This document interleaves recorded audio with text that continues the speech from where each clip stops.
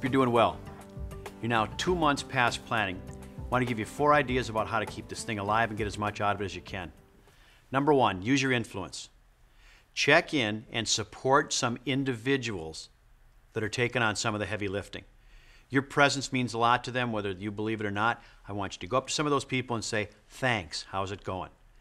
That'll get back to the whole team. Don't feel like you've got to talk to each team or attend each committee meeting. But go to those couple individuals and just tell them you appreciate what's going on. That's going to be really good for them. Step 2, make sure timelines are tight.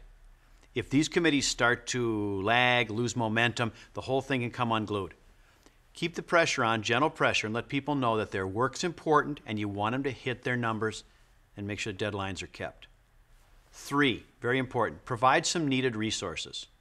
It can be as simple as coffee and donuts for a meeting, but if you've got a team that's starting to believe that a lack of resources is going to keep them from making progress on a key initiative, don't be afraid to get into a discussion with one of those people and lead them into where the resources are or how to get them.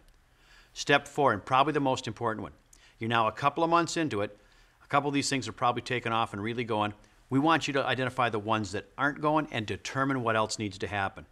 Does it need more executive sponsorship from your influence? Does it need tighter timelines? Do you need to add somebody or pull somebody off the team to get them to go? Start to look at this thing from 30,000 feet. Spend a little time determining what else needs to happen to make these teams go, and you're going to make more progress. We'll talk in a little bit over the next video. Please let me know if I can be a help in the meantime. Take care.